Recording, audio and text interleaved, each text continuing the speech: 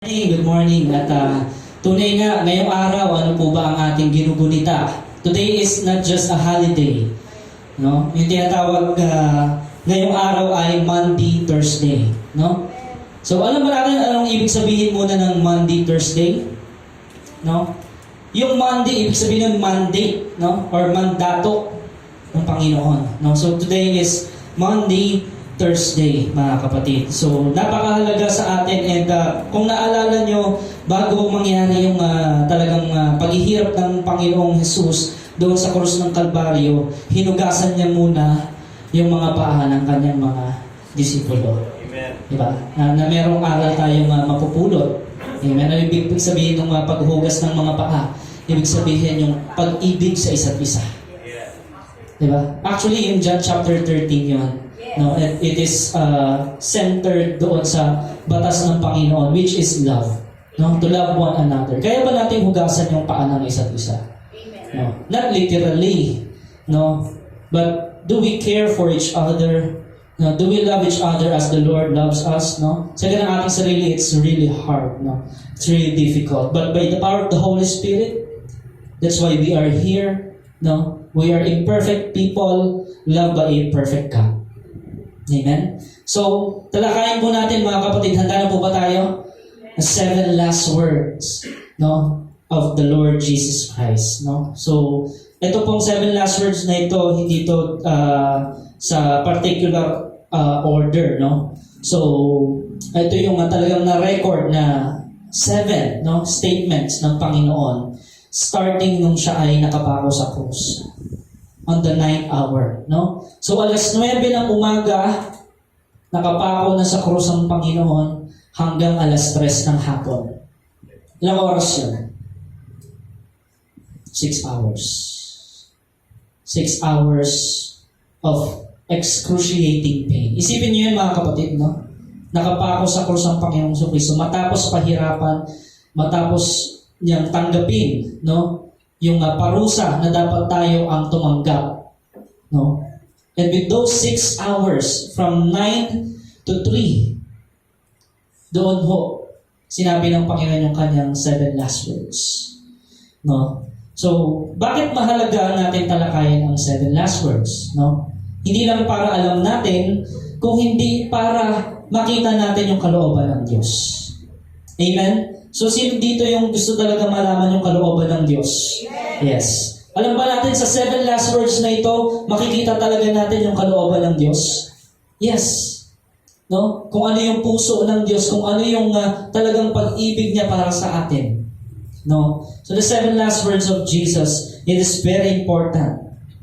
Kasi kapag ang isang tao, no, may nakausap na ba kayong isang tao na malapit ng mamamatay? Talagang between life and death. Ako nakarasan na, no? Di ko makakalimutan talaga yung sa pinsan ko, yung kay Chelsea. No? Yung nandun kami sa ICU na kasi pagtatanggalin na yung machine na bumubuhay yung nagpapump para makahinga siya, wala na yun. No? So, pero syempre hindi na siya makasalita noon eh. Hindi na siya makasalita. So, senyas na lang siya. And alam natin yung mga huling mga oras ng isang taong mamamatay, napaka-importante ng mga gusto niyang ipahayag. No? Hindi naman niya magpapahayag ng mga nonsense eh. Di ba? Ang ipapahayag ng isang taong mamamatay is very important. Yes, amen. No? It's very important. No? Because when a person is about to die, hindi ka lang talaga basta magsasalita ng mga bagay na parang walang saysay, kung hindi talagang napaka-importante. And the Lord Jesus wanted us to know how much He loves us. No? So, on a Friday, napako sa krus ang Panginoong Jesus. Diba? Pero nung Thursday, bago yung mangyari, ano mo lang ginawa nila? Hinugasan niya ang paa ng mga disipulo. No? So, punta muna tayo sa first word, mga kapatid. No? This is not in particular order, no? Kasi hindi naman talaga alam kung alin yung pagkasunod-sunod doon. Pero ang mahalaga, alam natin kung ano yung sinabi, yung 7 sinabi doon. No? Sabi doon, sa first word, Matthew chapter 27, verse 46, nang mag-aalas 3 na ng hapon, sumigaw si Jesus. No?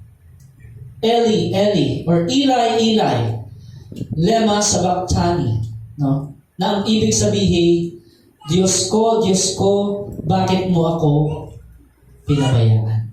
Or sa Ingles, Father, why thou hast forsaken me? No?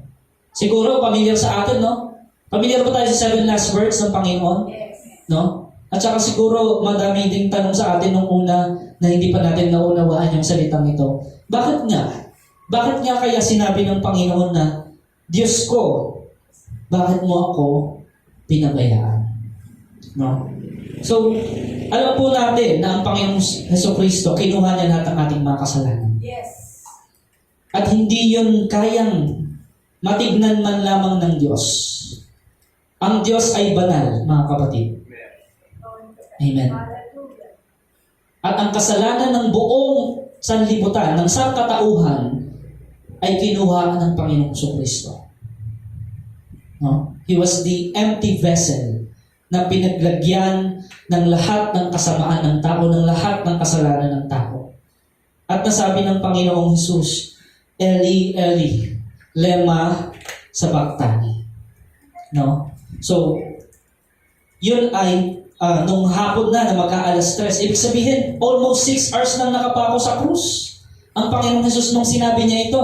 Kasi nagsimula nung 9. Diba? On the 9th hour up to the 6th hour. Ibig sabihin, alas 3. No?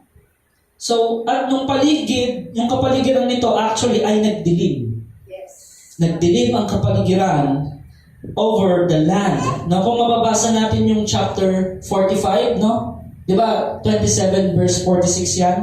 Kung mababasa natin yung chapter 4, yung verse 45 niyan, ang sinabi doon, now from the 6th hour there was total darkness over all the land until the 9th hour. The 6th hour hanggang 9th hour. No? So, yun po yun. From 9 ng umaga hanggang alas 3 ng hapon. There was total darkness. Kumbaga, parang sa panahon natin yung tinatawag na eclipse. Di ba? Yun talagang nagdilim ang lahat. No? At meron ngayon kumakalat actually sa internet. Maraming natatakot doon sa April 8. No? Kasi sa April 8 daw, kakaroon ng total darkness. No? So, ang tanong ko, kung mangyari man yon, is DOCGM ready for that event? No? Is DOCGM ready in these end times? No? Do we really know the will of God? Do we really know the plan of God sa buhay natin? No? So, the pain of Jesus, nung nararamdaman niya ito, hindi lang physical, mga kapatid. No? Sipin mo, from 9 to 3, He is hanging on the cross. No? Talagang mainit na mainit pa yung panahon na yun. Amen? Naramdaman niyo ba yung init sa labas? No? Tayo, di pa na nga natin naranasan yun eh. Yung mabilad ka ng ganyan kainit sa labas ng 6 hours. Diba? Hindi lang physical na sakit, no, o suffering ang nararanasan ng Panginoong Jesus noong mga panahon ngayon, 2,000 years ago. Kung hindi, emotional din. No? Yung naramdaman niya yun, alam niyo, higit pa sa physical. Kaya nga niya nasabi itong mga salitang ito eh, Diyos ko, bakit mo ako pinabayaan? There's physical pain, there's emotional pain. At naramdaman niya, yung presensya ng Ama ay wala doon. Ng mga oras na yun. No? The pain of Jesus was the greatest pain He encountered. No? Ano yung greatest pain na na-encounter ng Panginoon? Separation from God the Father. Nahiwalay siya sa kanyang Ama. No? So, di ba tayo, pag naulila tayo ng mga mahal natin sa buhay, talagang sobrang lungkot. Tama po? Yes.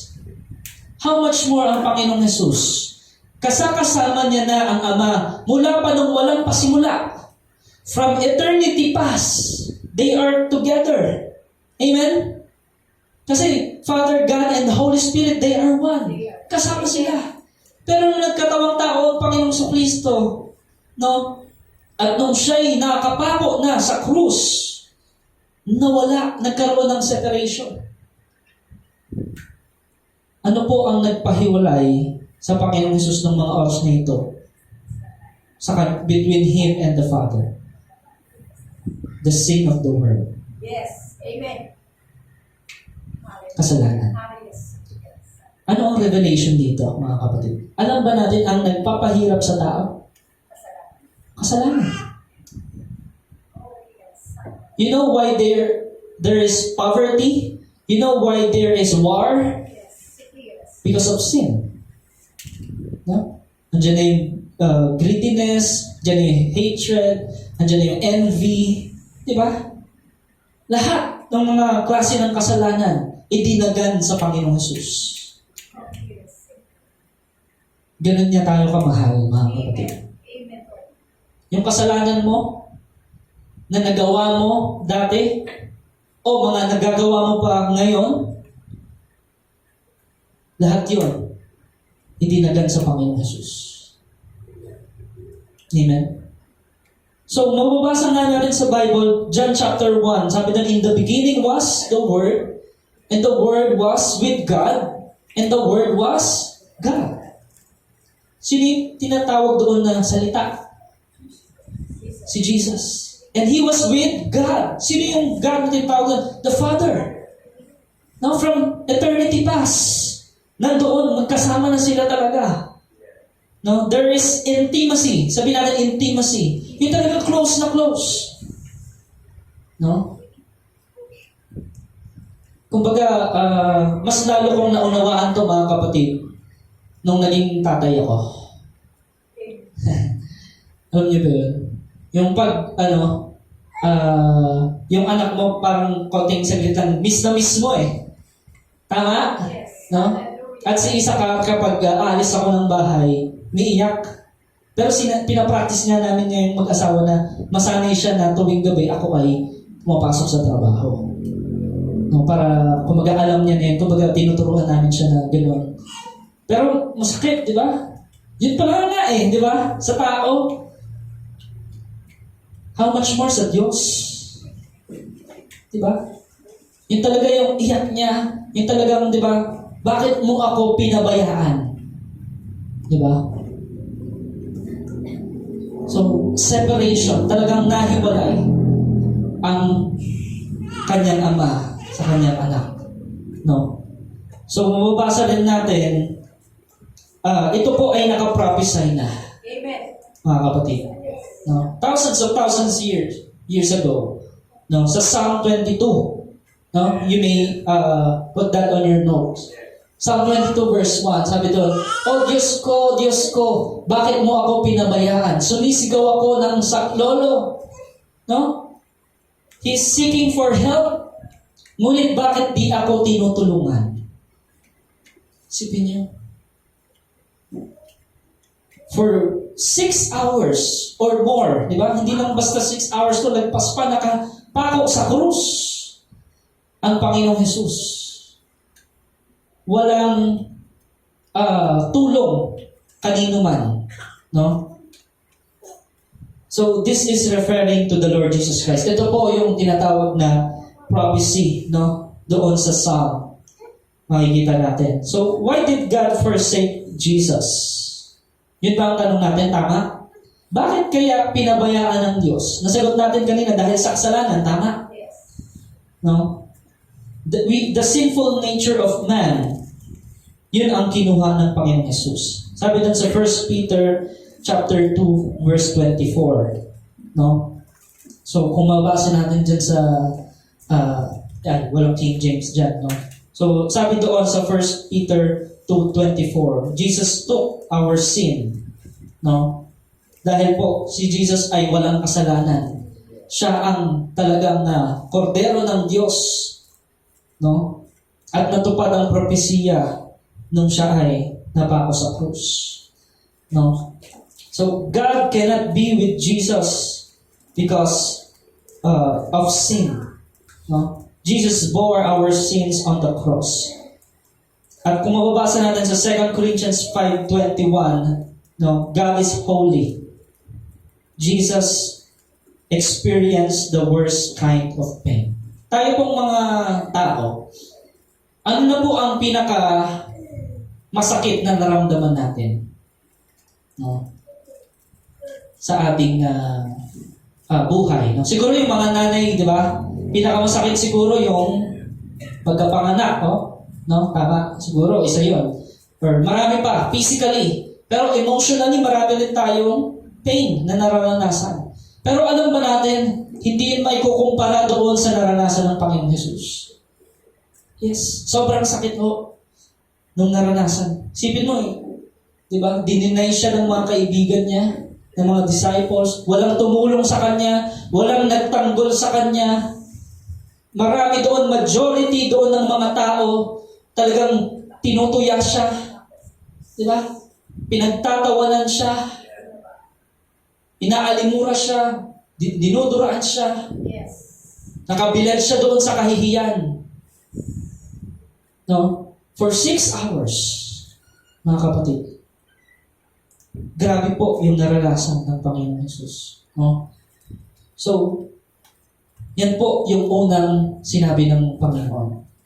Diyos ko, bakit mo ako pinabayaan? No? Isa rin sa mga statement niya. Next word. Ang next word po natin sa Lucas chapter 23, verse 34. No? Ang sabi ni Jesus, Ama, patawarin mo sila sapagkat hindi nila nalalaman ang kanilang ginagawa. Nagpalabunutan ang mga kawal upang paghihati-hatian ang kasuotan niya. No? So ang sabi doon, Father, forgive them, for they don't know what they are doing. No? Hindi nila alam ang kanilang ginagawa. Yun ang sinabi sa Luke chapter 23, verse 34. No? So, ano po ang matututunan natin dito sa sinabi ng Panginoon? No? Na hindi nila alam ang kanilang ginagawa, Ama, patawarin mo sila. No? Forgive them, for they know not what they do. And they parted his raiment and cast lots. No? So in the midst of pain, instead of thinking of himself, sino yung iniisip ni Jesus? Ibang tao. Tayo. Yung mga pumako sa kanya. Yung mga gumulpi sa kanya. Yung mga taong makasalanan. Tayong lahat. Yun ang nasa isip ng Panginoon. Isipin niyo yun in the midst of pain. No? Minsan nga, nagutom lang tayo. Di ba? Sino isipin mo? Unahin mo sarili mo di ba? Kapag gutom na gutom ka na Pero, hindi lang yun yung nararamdaman ng Panginoon, hindi lang sakit. No? Emotionally, physically, at ang sabi niya, forgive them. No? Forgiveness yung nanaig sa puso ng Panginoon Jesus. At makikita natin dito, he says the word Father. Ama. Sino yung kausap niya dito? Ang Ama. Nananalangin siya. Amen. Pinapanalangin niya yung mga tao. No? At nakita natin dito talaga yung relasyon ng Panginoong Jesus sa Ama, na siya ang tunay na anak ng Diyos. Intimate. No? Talagang close sila. No? Kasi gano'n ang panalangin Pag close sa Diyos, di ba? Lord, patawarin mo po sila. Yes. O di kaya naman sa ating sarili, Lord, turuan mo po akong magpatawad. No? Amen. So gano'n po yun Sinasabi, instead of thinking of yourself, thinking of himself, no? He thought of others. Di ba? Sino tayo? Para isipin ng Diyos. Di ba? Siguro kung tayo ang Diyos, di ba? Bala na yan sila, ma-impyerno silang lahat. No? Kasi may ganong anong tao Di ba? May ganong puso Na bakit ko pa ililigtas sa mga to? Di ba? Bakit pa ako magpapatawad? Sa kabila ng ginawa na niya sa akin. Pero hindi ganun ang isip ng Panginoon Jesus. Amen. Amen. Itinaas niya sa Panginoon. No? Jesus knew He was doing the Father's will. Ang kalooban ng Ama ang ginawa ng Panginoon Jesus at hindi yung pangsarili. Naalala niyo, bago mangyari yung pagkapako sa krus, Ama, kung maaari, alisin mo ang saro ng paghihirap na ito. Ngunit, Ang kalooban. hindi ang kalooban ko mangyari, kundi ang kalooban mo. Yes. Glory to God. At itong panalangin na ito talaga ay kalooban ng Ama. Amen. Na yung sinabi ng Panginoon, Ama, patawarin mo sila, hindi nila alam ang kanilang ginagawa. No? Ganoon tayo kamahal ng Panginoon. No? Many times, kapag tayo ay nasa sitwasyon ng sakit o suffering, meron tayong question sa puso natin. Aminin mo man o hindi. May question dyan sa puso mo kapag nagsasuffer ka. No? Parang merong biglang magka-question sa'yo, mahal pa talaga ako ng Diyos?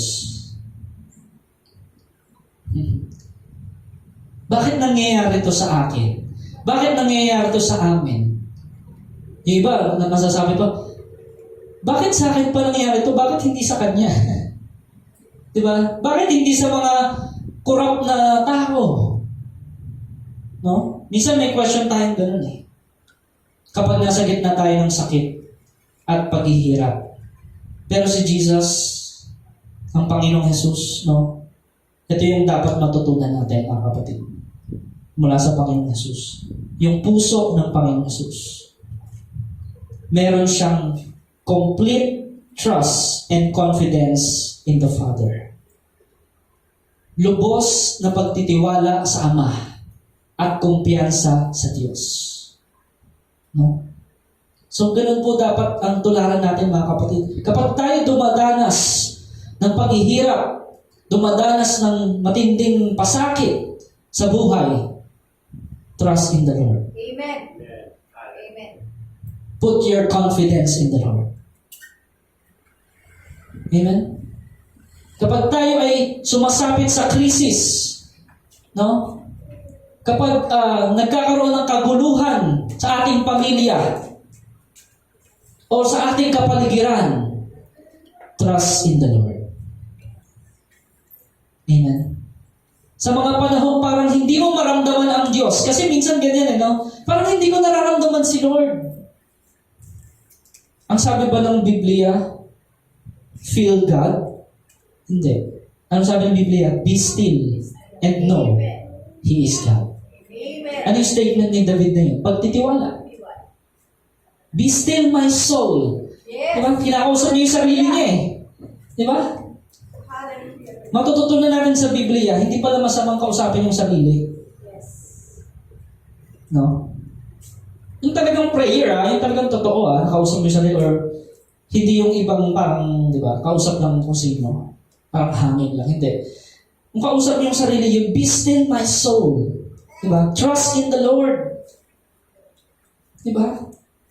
Kapag tayo dumadanas ng mga matitinding pagsubok, yung question mark sa puso natin, palitan natin ng pagtitiwala sa Diyos. Amen. Mas lalo tayong kumapit at lumapit sa Diyos. Amen. At alam niyo ba, kapag may suffering, ano kasunod? Blessing. Amen. Yes. Marami kasi nakakalimutan yun eh. Masyado silang nagfo-focus doon sa moment, doon sa situation. You live in the moment. Di ba? Pero ang Panginoong Jesus, hit shot. Pinagkatiwalaan niya ang Diyos. Lubos na pagtitiwala sa Diyos. No? So, marami ganoon eh. Kaya kapatid, kapag merong tinatawag na pruning o trials, ang kasunod nun ay blessing. Yan ang palatandaan. Diba? Pero, papaano mo makakamtan yung blessing? Dapat mapagtagumpayan mo. Amen. Amen. At paano mo pagtatagumpayan yung matinding pagsubok na yun? Magtiwala ka sa Diyos. Amen. Glory to God. Hallelujah. No? At paano mapapakita yung pagtitiwala sa Diyos? Patuloy kang manalangin. Yes. Glory to God. Hallelujah. Talk to God. Talk to the Holy Spirit. Hallelujah. Amen. Yun po ang paraan ng Diyos eh. No? Na para siya'y makakilos sa ating buhay. So, yun po ang matututunan natin dito sa sinabi ng Panginoon. No? Instead of thinking of yourself, think of others. No? Think about the love of God. And Jesus said, Father, forgive them. Alam nyo, hindi nang isang beses niya sinabi to. Yes. Habang pinapahirapan siya, habang nilalati ko siya, ilalati ko yung natamo ng Panginoong Sus, napakadami. Yes. Habang karga-karga niya, yung krus na mabigat, papunta doon sa lugar na pagpapakuan siya, yun ang sinasabi niya, Father, forgive them. Father, forgive them. Grabe, no? Grabe yung puso ng Panginoon. Grabe na yung ginawa sa'yo. Tapos, ganoon yung mababanggit mo. Bakit? Complete trust. Amen. Glory to God. Hallelujah. Lubos na pagtitiwala sa Diyos. Dahil alam niya, ginagawa niya ang kalooban ng Ama. Tayo ba, mga kapatid, handa ba tayong mag-suffer alang-alang sa kalooban ng Diyos? Glory to God. Hallelujah. Handa ba tayong magsakripisyo? Amen.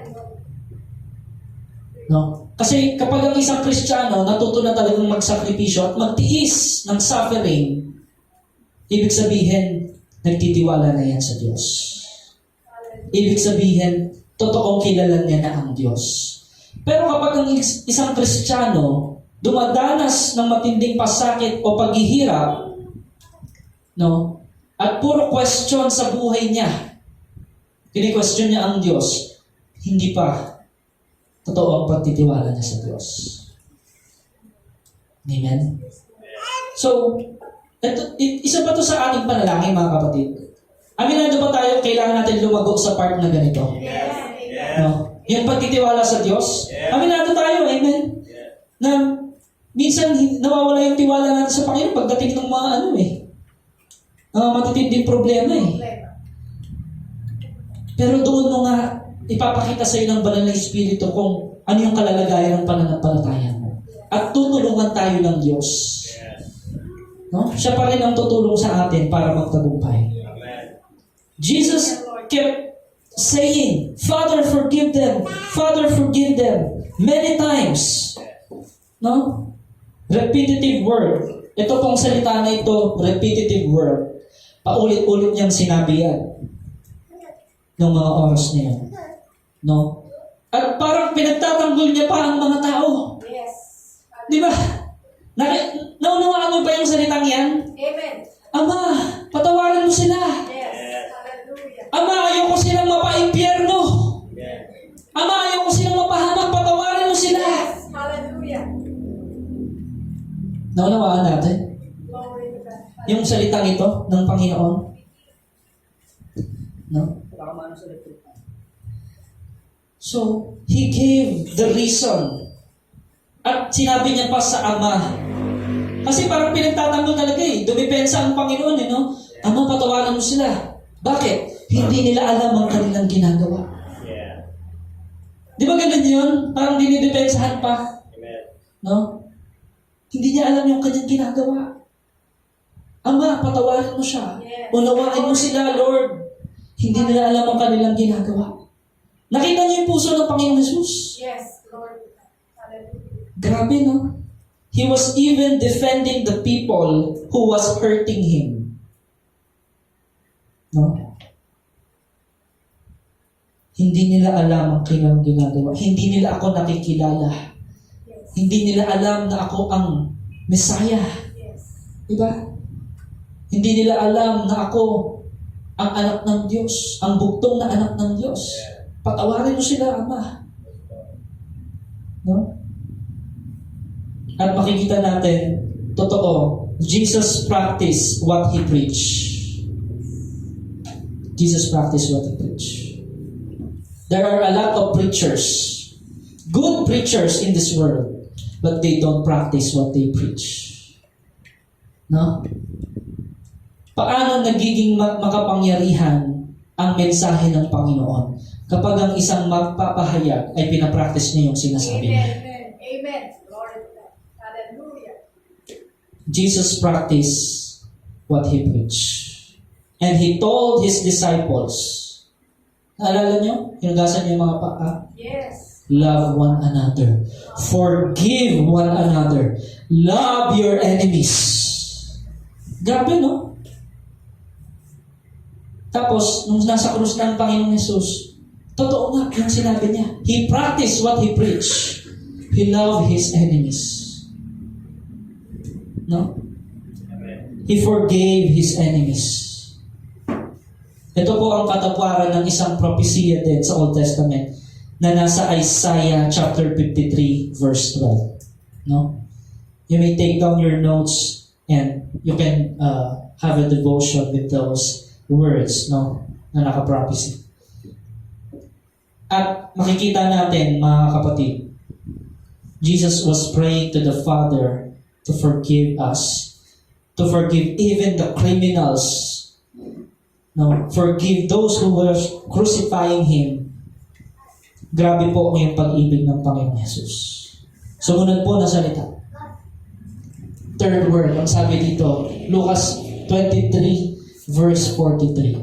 Sumagot si Jesus, sinasabi ko sa iyo, isasama kita ngayon sa paraiso. No? Jesus sabi doon, verily I say unto thee, that today shalt thou be with me in paradise. No? Ano ibig sabihin nito? Sinabi ng Panginoong Jesus doon sa isang katabi niya. Tatlo ho kasi yan no? Si Jesus yung nasa gitna. Merong nasa kanan niya, merong nasa kaliwa. No? Na dalawang kriminal. No? Na dalawang makasalanan. Yung isa, anong ginagawa ng isa? Pinagtatawanan ng Panginoong Jesus. Minamak siya. No? O kung ikaw talaga ang anak ng Diyos, bakit di mo matawag yung mga anghel ngayon para tulungan ka? Di ba? Wala ka pala parang gano'n, no? Ginaganon ng isa ng Panginoong Jesus. No? Pero yung isa, iba yung pananaw niya nung nakita niya ang Panginoong Jesus.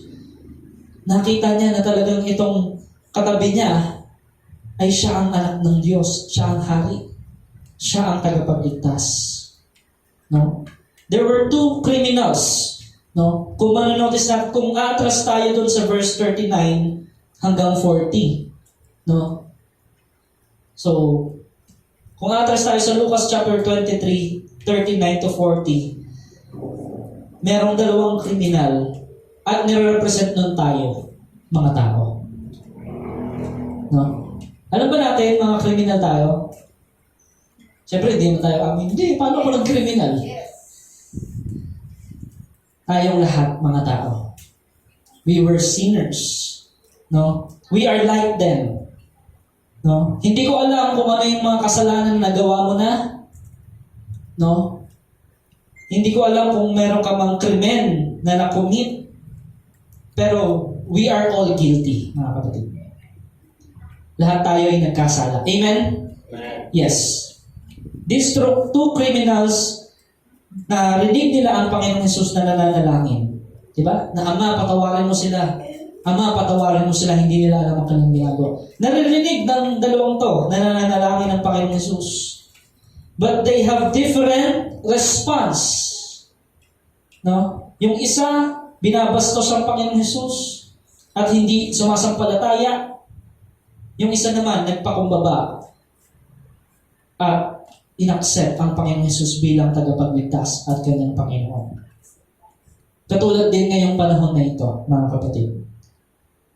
No? Dalawang klase ng tao sa mundo. Yung isa bumabastos sa Panginoong Jesus at yung isa talagang kinikilala siya bilang Panginoon, Diyos at Hari ng kanyang buhay. Walang gitna. Anong ginagawa ng karamihan ngayon? Di ba? Ngayong mga panahon na to, ngayong Holy Week, alam ba natin, pambabastos yun sa Panginoon? Yes. Penitensya, pagpapapako sa krus. It's like saying, kulang pa. Diba? Or, bakit kailangan gawin yun? Diba? Because of tradition? No? Eh, ginawa na nga ng Panginoon Jesus. So, ganun. Totoo ang sinasabi sa Biblia. Ganun, dalawang klase kriminal o dalawang klaseng makasalanan sa mundo. Yung isa, yung binabastos ang Panginoon Jesus, nire-reject siya, hindi sumasampalataya sa katotohanan. Yung ikalawa naman, ay yung may magpapakumbaba at tumatanggap ng totoo sa Panginoon. Amen? Magkaiba ang response. One is mocking and not believing, but the other is humble. To experience the promise of God of forgiveness and eternal life, you must humble yourself before God. Para maranasan natin, no, yung kapatawaran mula sa Diyos. Anong pinakauna? Repentance. No? Humble yourself and then repent. Ano ibig sabihin ng repent? Change. Change the way of your thinking, change of mind, change the way you live, change your lifestyle. No? Takwin mo na yung mga tradition hindi para sa Diyos. Itakwin mo yung mga kultura na bumabastos sa Diyos. Yun yung repentance. Yung ibig sabihin talaga ng repentance. Change the way you live. Pagbabago, mga kapatid. At yun, ang ebidensya na talagang tumanggap ng kapatawaran ang isang tao. No? So, ano matututunan natin dito sa kriminal na talagang nagpakumbaba? Inamin niya. Sabihin natin, admit. Yan. Sabi niya, I deserve this.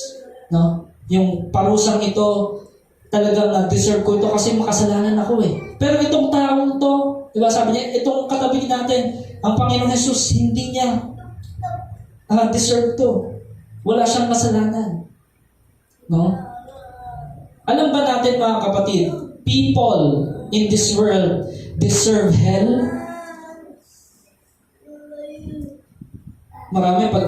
Maraming tao kapag narinig yun, grabe naman to.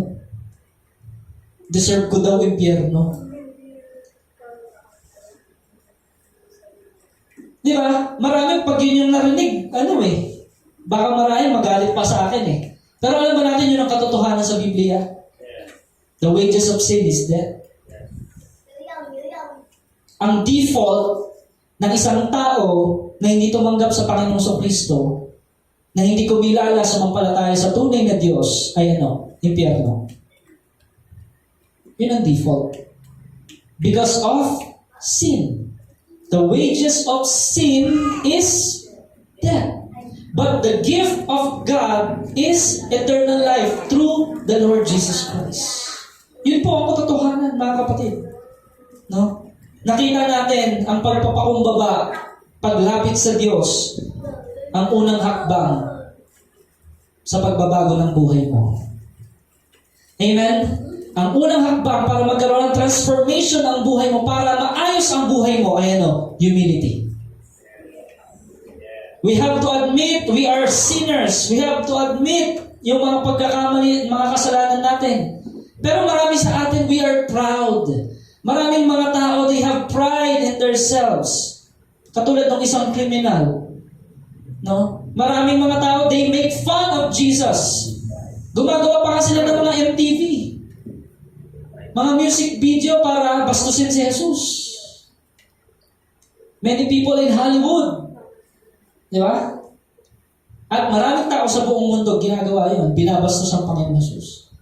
Pero alam niyo ba, yun ang isa sa mga sign na talagang totoo na ang Panginoon Jesus talaga ang Diyos. No?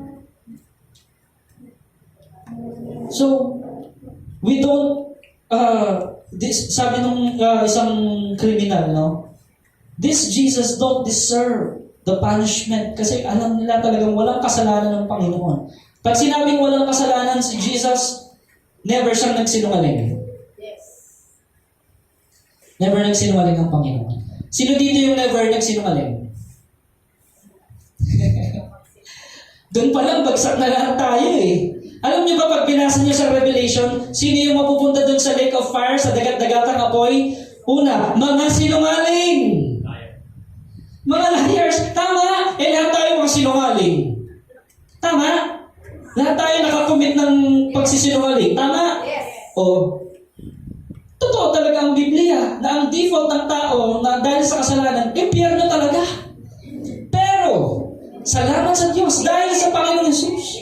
Dahil sa finished sacrifice, dahil sa grasya niya, dahil sa pag-ibig niya, we have eternal life. Amen. Amen. We have eternal life. Hallelujah.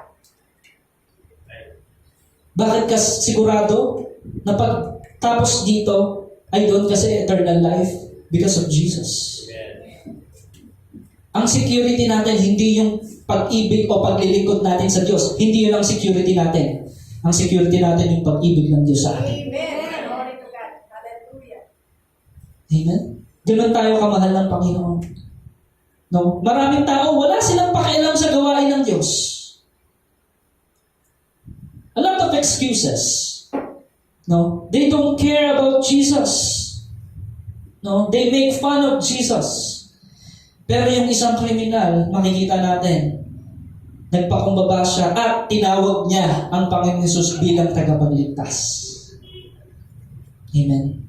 That's the meaning of the word Jesus. Ano meaning ng Jesus? Savior. God saves. That's why when we say Jesus, Savior yun. No? Tagapagligtas. Niligtas tayo sa tiyak na kapahamakan. Bakit tiyak na kapahamakan? Dahil lahat tayo ay nagkasala. Amen. Pero tiyak ang kaligtasan dahil sa ginawa ng Panginoon Jesus, dahil sa pag-ibig ng Diyos. Amen? Na-realize ng isang kriminal na si Jesus ay siya talaga ang hari. No? He's the King of Kings. At alam natin mga kapatid, ang kaligtasan ay grasya mula sa Diyos. We don't deserve heaven. Uulitin ko, we don't deserve heaven. Baka kasi, di ba? Sa sobrang tingin natin sa sarili natin na napakabait natin, oh, deserve ko heaven. No. The truth is, we are all sinners. We don't deserve heaven. Salvation is about grace. Dahil lang yun sa grasya ng Panginoon, kaya tayo makakapasok sa kaharian ng Diyos sa langit. Amen. Amen? At libre yun. Freely given to us. No? Napansin nyo yung isang kriminal na nakapako sa krus? Yun lang yung oras na nakakilala siya sa Diyos. Tama? Amen. Kaya kapatid, it's never too late. Yung mga mahal natin sa buhay, it's never too late. Huwag lang tayong huminto. Amen. May panalangin sila. Ito nga, yung last hours na nung buhay ng isang kriminal na yun, naligtas pa eh. Amen. Bakit? Dahil sumampalataya siya. Yes. No? Napansin nyo, hindi naman yun sumama sa kung ano nung relihiyon. No? Pero, sabi ni Jesus sa kanya, today, I tell you, today, you shall be with me in paradise. And the promise of God is sure, 101% sure, Amen. that we will go to heaven, that we are citizens of heaven. Amen. That is sure, mga kapatid. No? Yun ang tinatawag na grasya. Nothing to do with religion. Nothing to do with good works. Yes, religion is good, but religion cannot save you. Only Jesus can save you. Diba?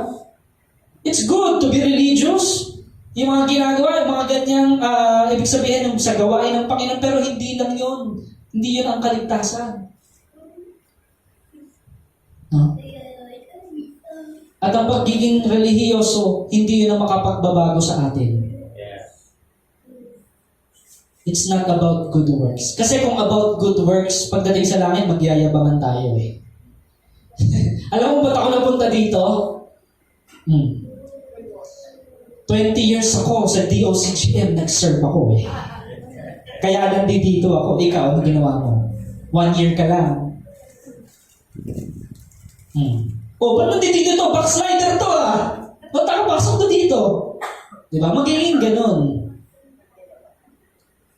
Pero, dahil sa Panginoon, salvation is by grace. It's all about grace. It's all about Jesus. It's not about you. It's not about me. It's not about any religion. It's all about Jesus. That is salvation. No? So, ganoon po yun mga kapatid. Amazing promise. Glorious future. Sabihin natin, glorious future. Glorious future. Yeah. Yung future natin secure na eh. I have a living hope. I have a future. I have a future. Diba? God has a plan for me. God has a plan for me. Of this I'm sure. Kasi sure talaga yung promise ng Panginoon eh. Because Jesus is our firm foundation. No? So, ang sinasabi ditong paradise, yun po yung heaven. No? So marahil may mga nagtatanong sa atin, Pastor, paano pag namatay ang isang tao, heaven na ba agad? No. Hindi pa yun. Paradise. May sinasabing ganoon, mga kapatid. Pero hindi pa yun yung new heaven and earth. Yes. Kung maalala niyo dun sa parable ng mayaman at ng pulubing si Lazaro, ni-reveal doon. Abraham's bosom or sa ibang translation, paradise. No? Yung pulubing si Lazaro, na naghihintay lang ng kung anong tira-tira, doon sa mayaman, doon siya napunta, at doon siya inaaliw. No? Naghihintay siya doon, hanggang sa talagang ma-complete na yung kawan ng Panginoon. Kasi sa Revelation, madadaanan po natin yan mga kapatid. Kasi starting April, di ba, end times na yung pagdadaanan na, yung tatalakayin natin. No? Meron doon sa Revelation niya tawag altar in heaven, no, na nagsasabi na hanggang kailan yung paghihintay nila. Ang sabi ng Panginoon sa kanila, hindi pa kompleto yung kawan. Di ba? Meron pang mga So, hindi pa. Kaya nga, hindi pa bumabalik muli ang Panginoon eh. No? Ganon kapasensya ang Diyos. Ganon tayo kamahal ng Diyos. Binibigyan niya ng many chances ang mga tao na magsisi at magbalik loob sa Kanya. Amen. So, heaven, yun po ay, sa langit na din po yun, yung tinatawag na paradise, no? At ang ibig lamang pong sabihin nun, it's in the presence of God. Diba? Ang langit po is, the meaning of heaven is the presence of God. At ngayon po, yun na ho ang nararanasan natin kahit tayo nandito sa lupa. Presence of God. Bakit? Because of the Holy Spirit. Nabanggit kanina ni Brother Roger, Ephesians chapter 2, verse 8 to 10. No? Doon natin mababasa, salvation is by grace, not by good works. No? Pero, ang tanong, importante ba ang good works? Yes. Pero walang kinalaman yun sa salvation. Yes. Ulitin ko importante ang good works, pero walang kinalaman sa salvation. Hindi tayo nag-good works para maligtas. Niligtas tayo ng Panginoon para sa good works. Ganun yun. Amen? Kaya tayo kakaroon ng good works, yun yung tinatawag na faith with deeds. Amen? Kasi meron namang good works na walang pananampalataya eh. Yes. Pero sa mga Kristiyano, kaya tayo, ginagawa natin yung kalooban ng Diyos, nagagawa natin yung kalooban ng Diyos na good works kasi yun ang ebidensya na ligtas na tayo. Because nandun na nga, tinatakang ka na nga ng banal na Espiritu eh. Kasi hindi natin kayang sundin ang kalooban ng Diyos kung wala kang banal na Espiritu. Amen? So, kaya yun ang palatandaan ng isang tao ay ligtas na. Siya ay gumagawa na ng kalooban ng Diyos. Amen? So, good works come after salvation. Tandaan natin yan, mga kapatid. No? So, ikaw, kapatid, are you sure when you die, you'll be with Jesus? Are you sure when you die, for example, when you die today, when you die later, when you die tomorrow, are you sure you will be with Jesus? Yes. No? Paano tayo naging sure? Because naunawaan natin ang grasya ng Diyos. Kapag ang isang tao, naunawaan niya yung pag-ibig ng Diyos, naunawaan niya yung ginawa ng Panginoong Diyos, naunawaan niya yung kahalagahan ng kapatawaran ng Diyos, yung grasya ng Diyos, yung ngayon, matuto tayo magpakumbaba. Yes. At aminin na tayo yung mga makasalanan. Yes. Hallelujah. At tayo ay sumunod sa Panginoong Jesus. Amen. Next word. Ayan. Pang-apat, ang sabi doon, sumigaw ng malakas si Jesus. Sabi niya, Ama, sa mga kamay mo'y pinagkakatiwala ko ang aking espiritu. Pagkasabi nito, nalagot ang kanyang hininga. No? So logically speaking, actually this is the last word dapat, no? Pero not in particular order naman po, no? Yung ang mahalaga, yung word by word, statement by statement, inaaral natin kung ano yung 7 last words ng Panginoon. Amen? Ang sinabi niya sa Ama, panalangin din ito, no? Nananalangin ng Panginoon talaga habang nandoon siya sa krus. Ama, sa mga kamay mo'y pinagkakatiwala ko ang aking espiritu. Amen. So, ano po ang ibig sabihin nito? No? Na sabi niya, in your hands, I commit my spirit. No? Yes. Pagtitiwala. Makita talaga natin yung pagtitiwala ng Panginoon sa kanyang Ama. No? Na ganun talaga yung intimacy. Kasi kaya mahalaga yung intimacy, mga kapatid. Kasi yung pagtitiwala mo nandun eh. Kapag close ka sa isang tao, magtitiwala ka ba? Yes. No? That's on Luke chapter 23 verse 46. No? So, ano po ang tinuturo sa atin dito? No? Na sa kahuli-hulihang hininga ng buhay ng Panginoong Hesus, nandoon yung pagtitiwala niya sa Diyos. Tayo po ba? Nagtitiwala po ba tayo sa Diyos? No? Paano po yung gaano po tayo nagtitiwala sa ating Panginoon? No? Talaga bang ang ating commitment ay nasa Kanya? No? Pag sinabing commitment, anong ibig sabihin ng mga kapatid? No? Whatever happens, susundin ko yung kalooban. No? Kumbaga yung commitment, alam natin yung salitang covenant? Yes. No? So yun, hindi yun talagang mababalik, no? Or hindi siya mapapawalang bisa.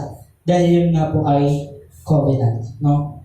So, yan po, makikita natin mga kapatid, yung sinasabi na ang ating Panginoon ay talagang nag-commit siya sa Diyos. Simula nung siya'y nagkatawang tao. Sinunod niya ang Mosaic Law hanggang siya'y mamatay sa krus.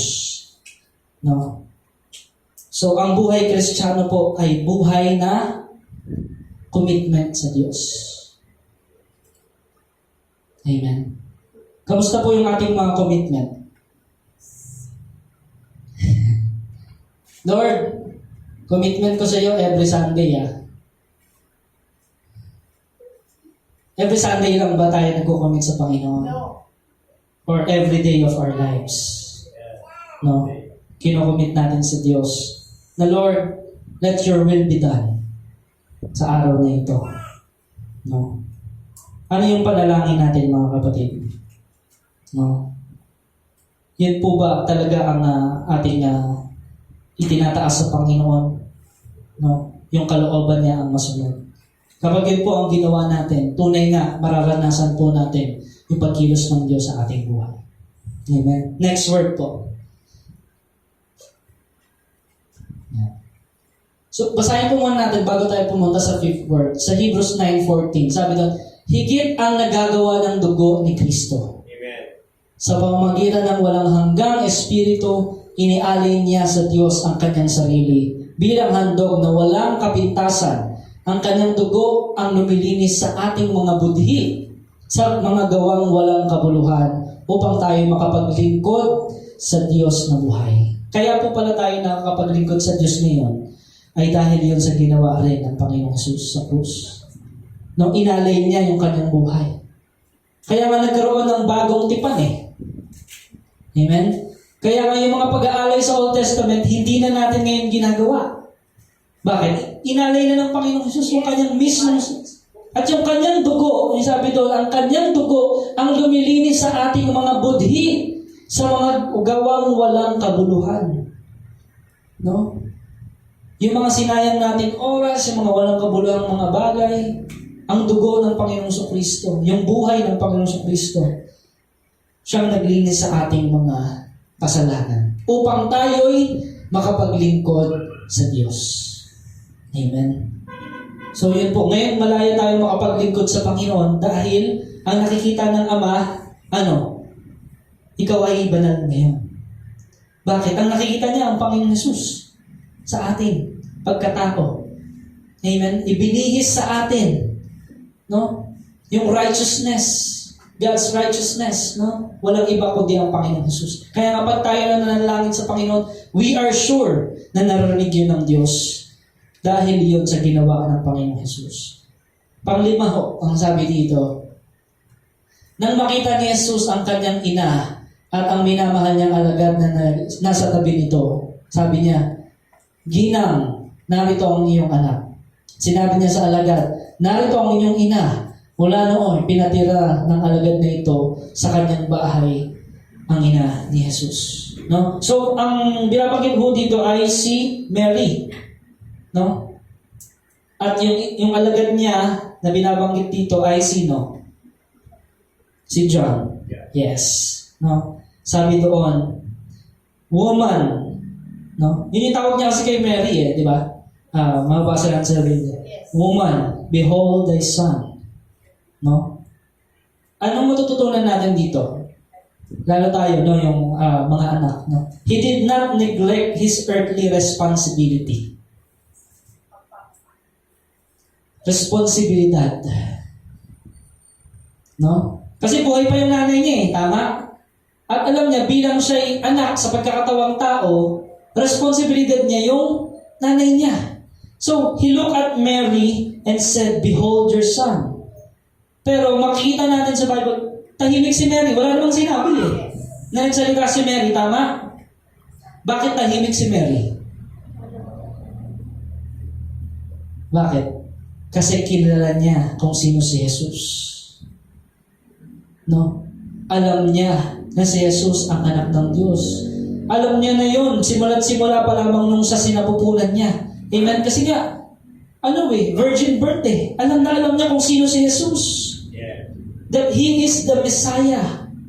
At alam na alam ni Jesus, ni Mary, na si Jesus ang anak ng Diyos. Kaya nga sabi niya sa Luke chapter 1, verse 31 to 33, ang puso ko ay nagpupuri sa aking Panginoon. Nagagalak ang aking espiritu sa Diyos sa aking tagapagligtas.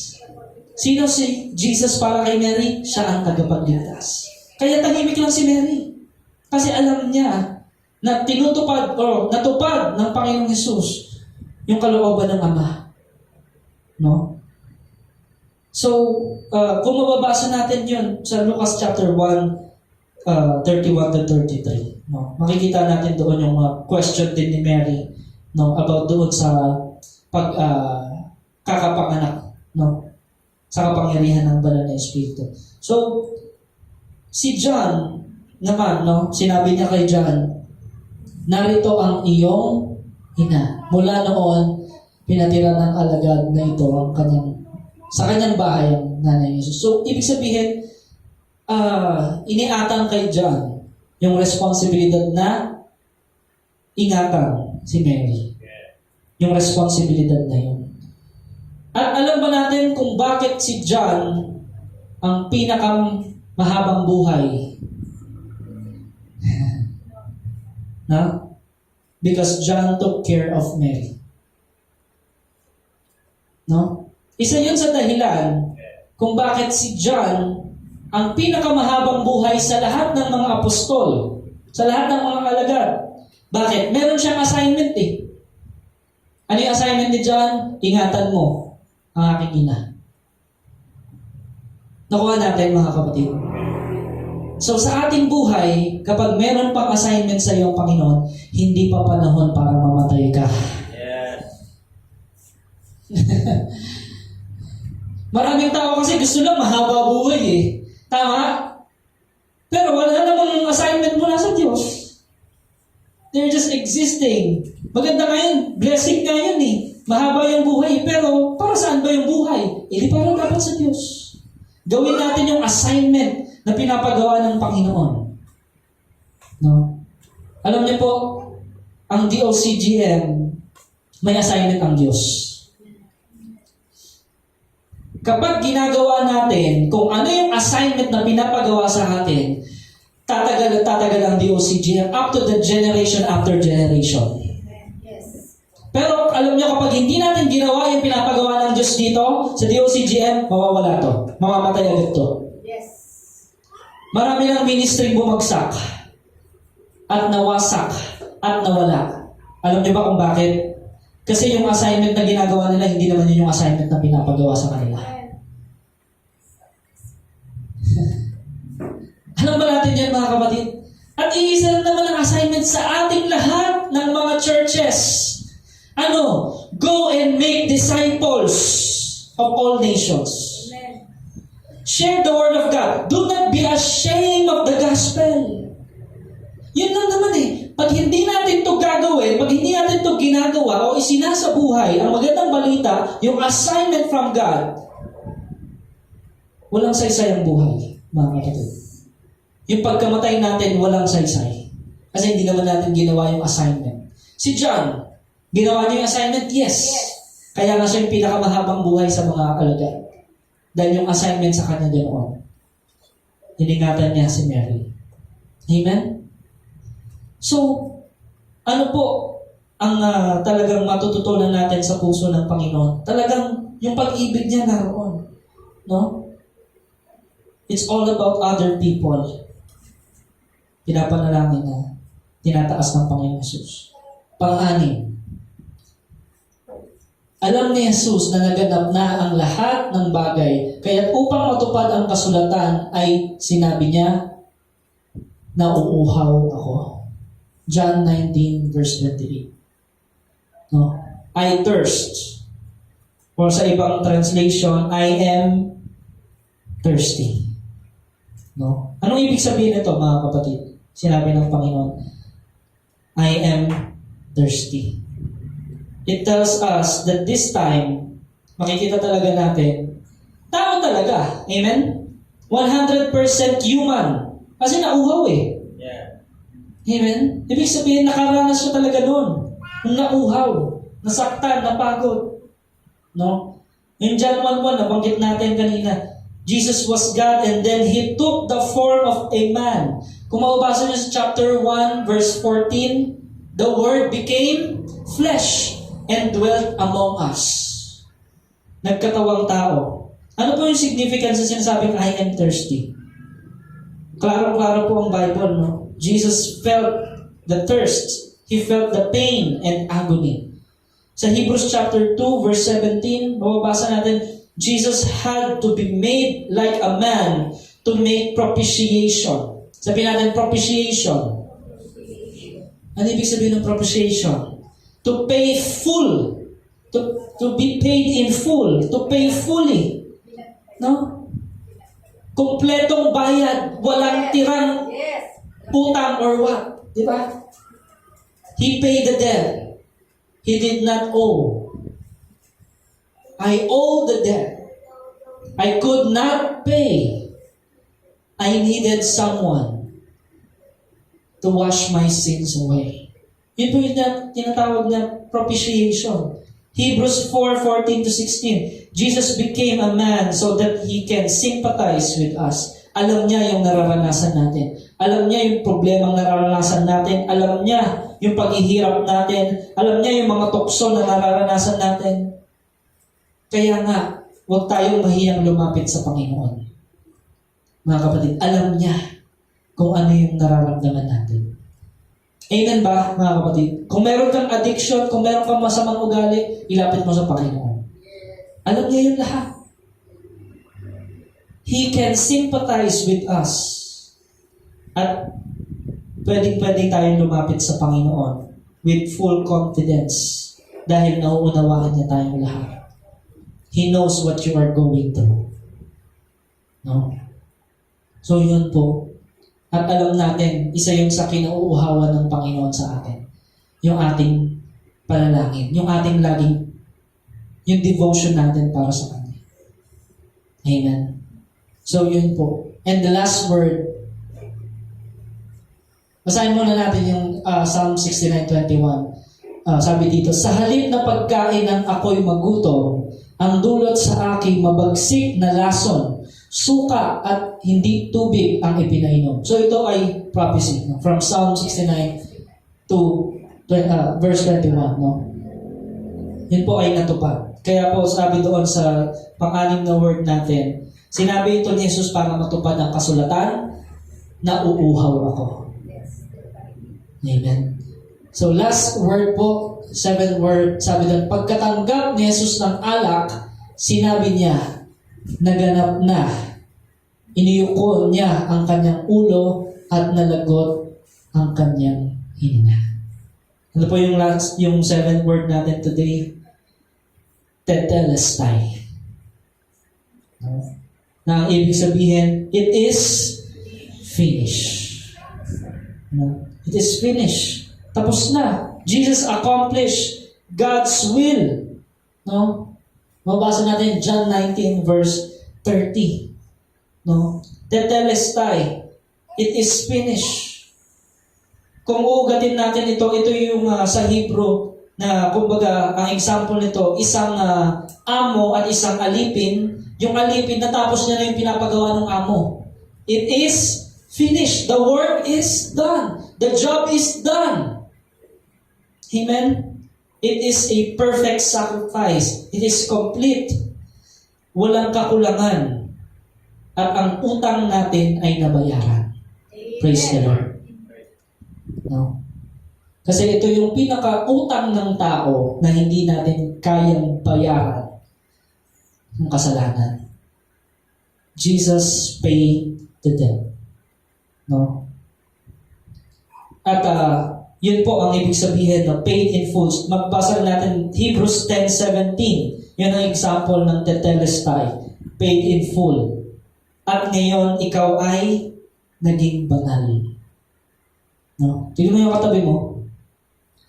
Yan, banal yan. Santo yan. Parang hindi ka naniniwala. Hindi yan naging santo dahil sa gagawan niya. Dahil yun sa ginawa ng Panginoong Jesus. At yan ang kailangan natin ngayong panahon ito sa mga huling araw. Yung mga santong buhay na nagpapahayag ng katotohanan. Santong buhay na talagang ginagawa yung gawain, yung assignment mula sa Diyos. No? And this is a shout of victory, mga kapatid. No? Pasigaw na ito sinabi ng Panginoon, it is finished. The work is complete. No? Nakita niyo yung kumpiyansa ng Panginoon at naramdaman natin dito sa sinabi niyang ito, no? Kahit binabasa lang natin, no? Kahit di natin personal na, yung revelation dito ng Panginoon, yung talagang ang saya ng puso dito ng Panginoon nung sinabi niya nito. No? Sa kabila ng pasakit, sa kabila ng mga bagay na nararamdaman niya physically, emotionally, diba, na excruciating pain, nung sinabi niya, it is finished. Nagawa ko na. No? It is complete. At na-secure na tayo ng Panginoon Jesus. Meron na tayong buhay na walang hanggan. No? Kaya nga ang mga Kristiyano, laging may kagalakan yan eh. Alam mo kung bakit? Kasi may buhay na walang hanggan yan. Kahit anumang hirap ang daanan natin dito sa mundong ito, lagi mong tatandaan, mga kapatid, temporary lang yan. Pansamantala lang yan. Lumalakbay lang tayo dito. Hindi talaga tayo taga rito. Yes. Amen. You have eternal life. At yun ang kumpiyansa natin sa buhay. No? Na kaya natin harapin ang bawat problema because of Jesus. Because of His grace. No? At makikita talaga natin, natupad ang kasulatan, no? Na ang Panginoong Jesus, He is the high priest, at ang high priest lang siya yung makakapasok doon sa Holy of Holies, and the veil was torn. Yes. Diba? Yung barrier, diba? Napapunta sa Ama, diba? High priest lang nakakapasok doon. Pero ngayon, yun ay nahati na, at lahat ng sumasampalataya sa Panginoon ay may access na doon sa secret place of the Most High. Na kapag ikaw ay nanalangin, andoon ang presensya ng Diyos. Andyan ang banal na Espiritu. Thank you, Lord. The very presence of God ay nariyan. Dahil doon sa ginawa niya, it is finished. Itong maikling salita na itong it is finished, ang daming benepisyo sa atin.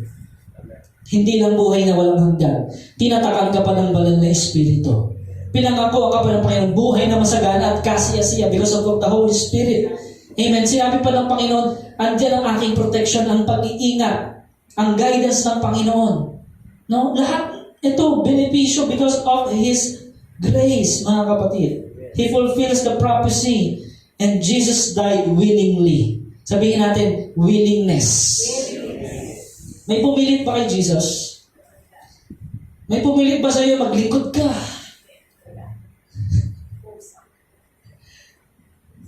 May pumilit ba sa iyo mag-sacrifice ka, magbigay ka sa Panginoon? May pumilit ba? Hindi mo na nga kailangang pilitin eh. Kung sana yung gagawin mo, kung talagang naunawaan mo ang grasya niya. Amen. Diba? Ganun po yun eh. Kaya si Jesus, yung willingness niya to die for our sins ay talagang andoon. And Jesus died triumphantly. Matagumpay na pagkamatay. Isipin nyo, namatay na, nagtagumpayin pa? Yes. Alam niyo, isang Kristiyano talaga na ginagawa niya yung assignment niya. Kapag namatay yun, tagumpay. Amen. Glory to God. Tagumpay talaga. Amen. Died triumphantly. Kaya kapatid, huwag kang mamatay na walang kabuluhan. Yes. Hallelujah. Die triumphantly. Mamatay ka na ginagawa ang pinapagawa ng Diyos sa atin. Lahat naman tayo mamamatay eh. Yes. Hallelujah. Di ba? Hindi natin kailangan anuhin yun. Questionin yun. Because lahat tayo, di ba? We will be changed, glorified body. Yes. We have a glorious future. Pero ang tanong, ngayong nabubuhay ka, ngayong buhay ka pa, tingnan mo yung katabi mo kung buhay pa yan.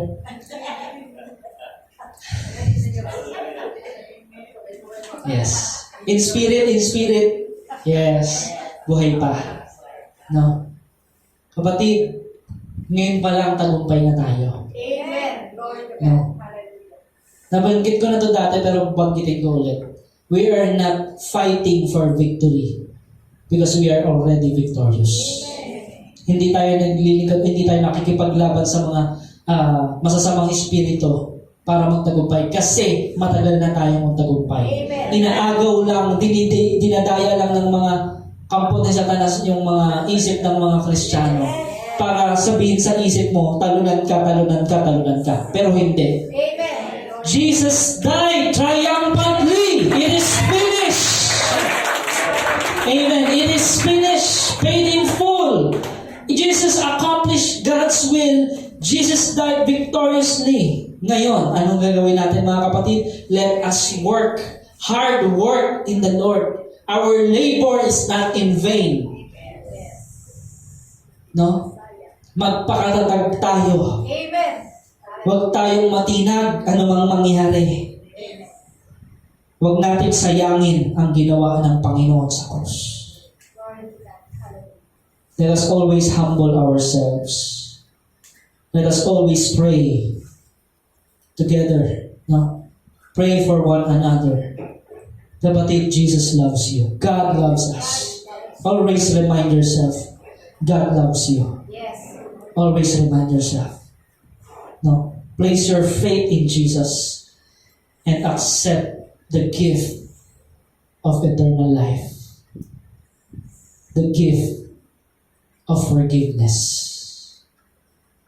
Ngayon tayo po'y mananalangin mga kapatid. No? Right now. Pwede po tayong tumayo. No? Or wherever you are. No? It's between you and the Lord. Yung puso mo ngayon, taas mo sa Panginoong Diyos. Hallelujah. Yes, Lord God. Thank you, Lord God. Kapatid, Jesus is inviting us Yes. in this prayer. Hallelujah. Jesus is inviting us. No, He wants to bless us. He wants to work with us, mga kapatid. Yes. Hallelujah. No, ang katotohanan, mga kapatid, God doesn't need us, but God wants us. Yes, Lord. Hindi tayo kailangan ng Diyos. Kailangan natin siya. Yes, Lord. Hallelujah. At alam niyo ba, mga kapatid, gustong-gusto ng Panginoon kapag tayo laging lumalapit sa Kanya. Amen. Hallelujah. He wants your presence. He wants your heart. Jesus is inviting us. He is saying, Anak, give me your heart.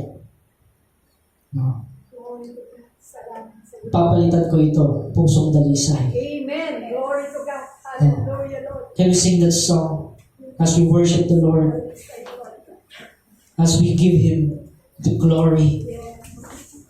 Habang ginugulita natin ang tagumpay ng pagsasakripisyo ng Panginoon. Let us pray this prayer. No? Pusong dalisay.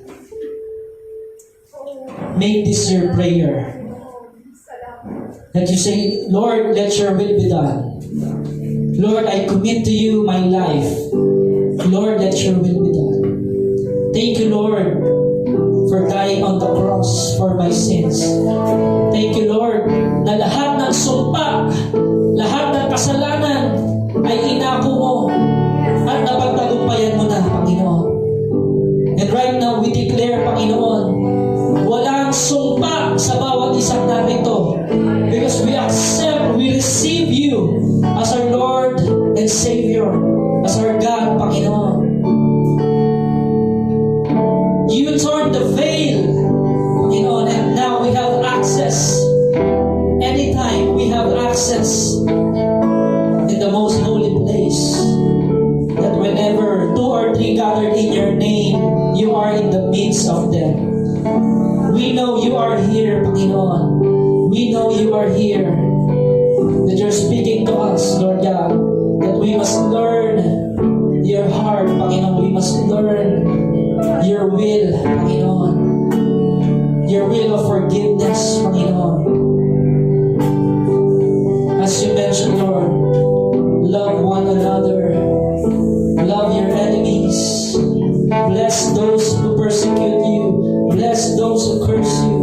Lord, bigyan mo kami ng pusong dalisay sa mga oras na ito. Hallelujah. Thank you, Jesus. Oh, Lord, we worship. Pusong dalisay ang aming nais.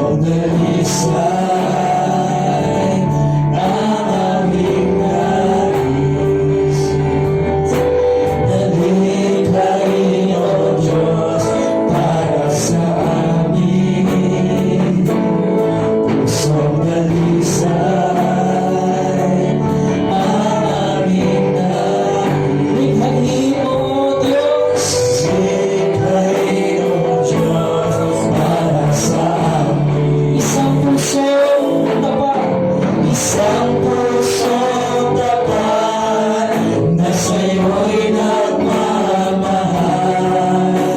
Isang pusong sa'yo'y walang alinlangan. Isang pusong tumitingog na ika'y parangalan. Napupuri pagsamba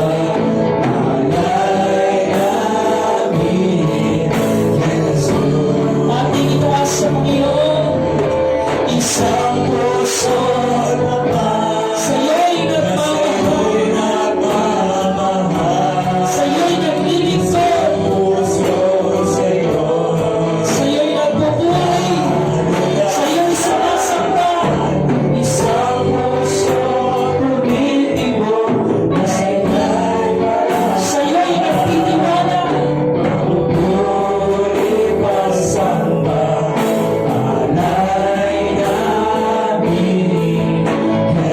isang puso tapat, Panginoon. Isang puso tapat sa'yo'y nagmamahal.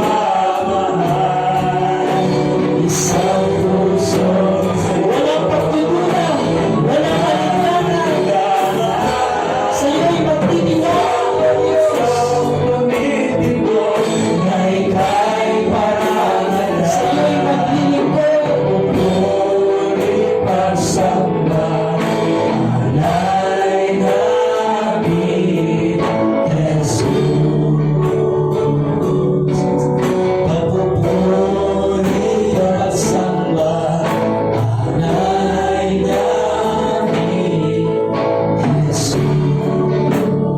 Yes, Lord. Papupuri pagsamba alay namin,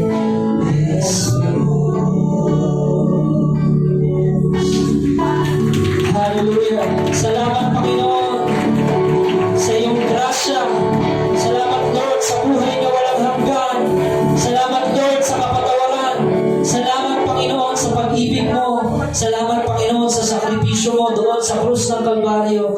Salamat, Panginoon. Ngayon, Panginoon, kami ay nabubuhay ng may kagalakan, may kapayapaan sa aming puso.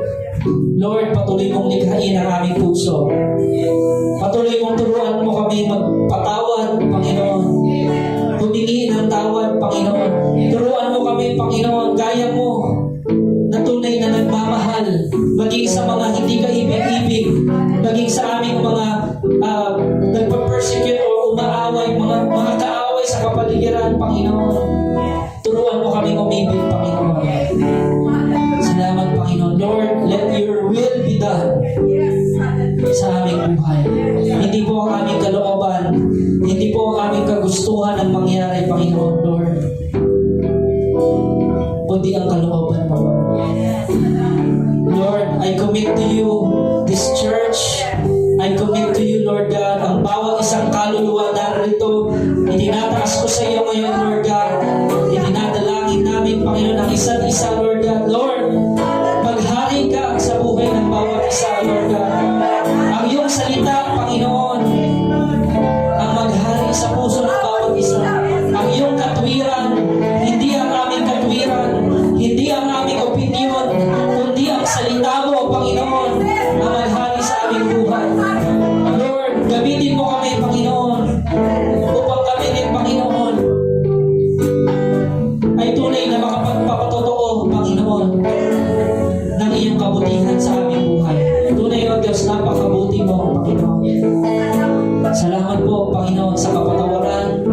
Salamat po, Panginoon, dahil nauunawaan mo ang sitwasyon ng bawat isa. Nauunawaan mo ang aming pagtitiis. Nauunawaan mo ang mga pagsubok sa aming buhay. At sinasabi mo ngayon sa amin, Lord God, hindi mo kami iiwan, hindi mo kami pinapababayaan. Sinasabi mo sa amin, Panginoon, mahal na mahal mo kami, O Diyos. Salamat po, Panginoon. Lord, we pray for the Philippines, Panginoon. We pray for our government. We pray for our leaders.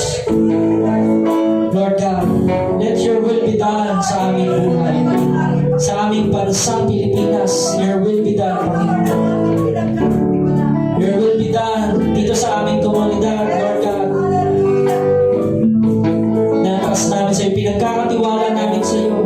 Ang bayan ng Imus, ang lalawigan ng Cavite, Panginoon. Lord, pinagkakatiwala namin sa iyo. Ang sakit na kumakalat ngayon, O Diyos, itinataas namin sa iyo. Lord, we trust in you.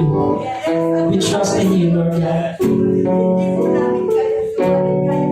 And let your will be done. Let your will be done, Panginoon. Thank you, Jesus. Right now, kapatid, I'll give you 1 minute. I'll give you some time. It's between you and the Lord.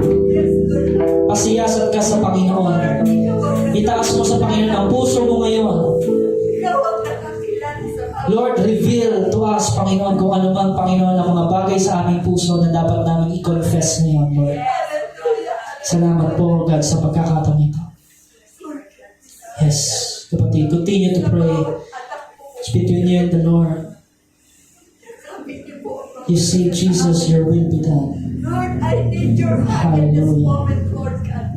Let your will be done, Lord Kailangan God. mo kami, Panginoon, Lord, yakapin ang bawat isa sa amin, Panginoon. Have your way, Huwag mo Jesus. hayaan, Panginoon, Have your way, Lord God. na maumira sa amin ang anumang pride. Yes, Lord. Panginoon. Salamat po. Pagpapakumbaba, Lord. Oh, kaya nasug ka na yasa, kaya nasug ka na yan, Lord. Yes. Salamat sa kapangyarihan ng iyong Santo Espiritu. Father God, maraming salamat po. Lord, sa bawat mensahe mo na pinakita niyo po, Panginoon. Ni sa Lord, wala kang pagreklamo. Pagkamat marami kaming mga nagawang kasalanan sa iyo, Panginoon. Yes. Lord, sa oras na ito, Lord, Lord, ang iyong yakap, ang iyong pag-ibig, Lord, Lord, ang ipanaman niyo po sa bawat isa sa amin. Walang kapuluhan ang aming paglilingkod, Panginoon. Kung kami, Lord, ay nagmamataasan, Panginoon. Pagkusunawa at pagmamahal, Panginoon. Ang patuloy na ibalik niyo po sa bawat isa sa amin. Sa pamilya ng DOCGM. Yes, we thank you, Lord God. Lord, I need you Salamat so po, much, Lord Panginoon. God. Thank you, Holy Spirit, So much, Lord. for guiding us today, Panginoon. Thank you, Holy Spirit, Lord, for taking over, Panginoon, sa aming buhay sa oras na ito, Lord God. Yes, Lord God, truly, Panginoon, we remember, Panginoon, 2,000 years ago, you were crucified, Panginoon. We remember, Lord, your sacrifice in the Calvary, Panginoon. Lord, we remember that you are saying, Father, forgive them, for they do not know what they are doing. Lord, thank you for your forgiveness. Salamat po, Panginoon. Lord, sa mga oras na ito, lubos po kami nagpapasalamat, Panginoon, sa iyong dakilang gawa, sa iyong grasya. Salamat po, Panginoon. Kaloob mong buhay na walang hanggan. Maraming salamat po, O Diyos. Kaloob mong kaligtasan, Panginoon. Right now, we declare, Panginoon, that no weapon formed against us shall prosper. Yes, Lord, we declare, Panginoon, anumang gawa ng kaaway ay hindi magwawagi. In Jesus' name. Yes, we rebuke, Panginoon, spirit of unbelief, spirit of disunity, Panginoon. We rebuke, Panginoon, any spirit, Lord God, na tunay, Panginoon, na walang kabahagi sa iyong kaharian, Lord God. Lord, right now, we welcome your Holy Spirit.